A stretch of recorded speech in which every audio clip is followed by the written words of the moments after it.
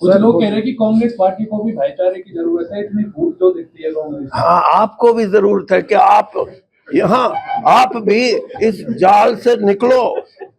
आज देश की मैं इसलिए नहीं कह रहा, 53 साल से मैं राजनीति में हूँ, बन रहा है। अब देखो ओम प्रकाश जी मेरे पुराने मित्र हैं और आज बीजेपी में, लेकिन इस विचारधारा के कि हमारा भाईचारा रहे कायम।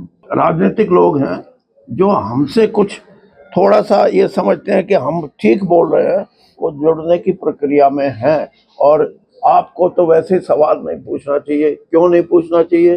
क्योंकि ब्रिज की भूमि ने तो ये करके दिखा दिया। जब पाल बिरादरियां और किसान सभी मिलके उन्होंने यात्रा के बारे में जो अपनी बात कही कि यात्रा निकालिए। चौधरी साहब, एक वीडियो वायरल हो रहा आपका बयान कि जी किसान आंदोलन में आप मंच पे गए थे, भाजपा के मंत्री थे आप, अमित शाह जी का फोन आया। मंत्री नहीं था, नेता थे भाजपा में।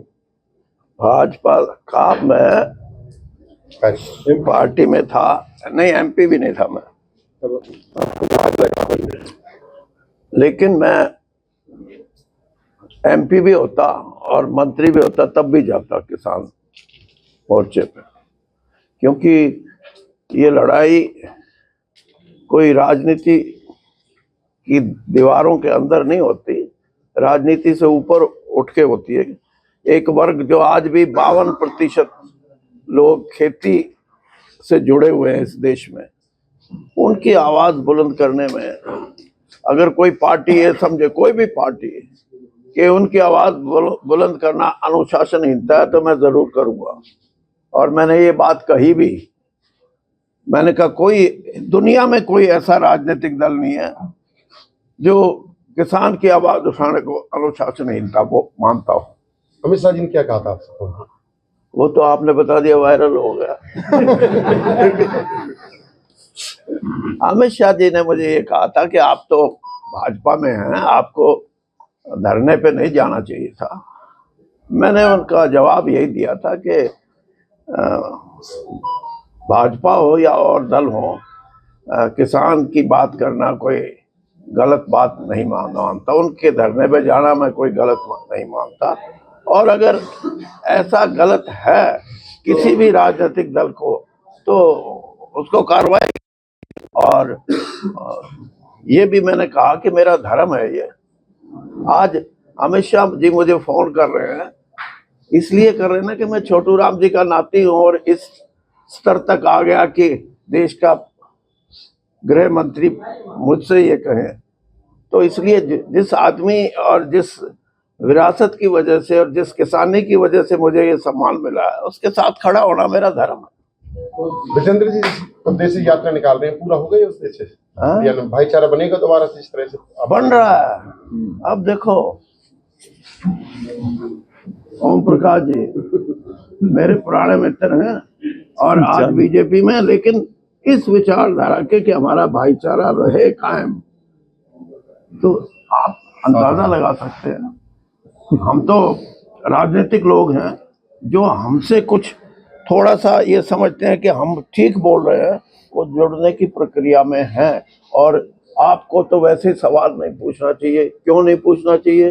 क्योंकि ब्रिज की भूमि ने तो ये करके दिखा दिया। जब पाल बिरादरियां और किसान सभी मिलके उन्होंने यात्रा के बारे में जो अपनी बात कही कि यात्रा निकालिए, लेकिन यात्रा को इस्तेमाल करने के लिए नहीं, अपने राजनीतिक स्वार्थ के लिए इस्तेमाल करने, ये नहीं हम बर्दाश्त करेंगे। सब कुछ नॉर्मल है, तो ये भाईचारे का है और इसको तोड़ने की कोई कोशिश करेगा उसका हम इसीलिए 90 के 90 चुनाव क्षेत्रों में ब्रजेंद्र सिंह जाएंगे।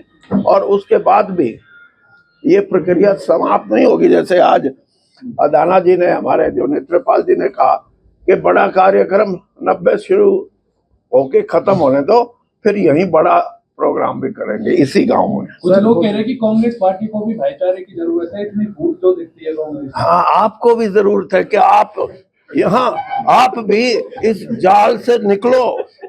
आज देश की मैं इसलिए नहीं कह रहा, 53 साल से मैं राजनीति में हूँ, कम से कम हमारे और दूसरों के विचारों में एकता रखो, सद्भाव रखो। कांग्रेस में एकता क्यों नहीं दिखाई देती है? मैं इसीलिए कह रहा ना आपको कि आप में होगी तो हम में भी हो जाएगी, आप रखो। उनके परिवार के साथ राजनीति बहुत हुई है। कहाँ की बात है ये? नहीं कैसे पलवल गुलाबत में एक सही उनको मारा पीटा भी उसमें गया था। सरपंच नहीं कर चाहता कि चेंज हो गाँव का नाम, सीएम घोषणा कर गए थे जी। अब भाई सीएम वाले हैं, लेकिन वो जब चपरासी की बदली भी नहीं कर सकते तो गांव का नाम कैसे बदले?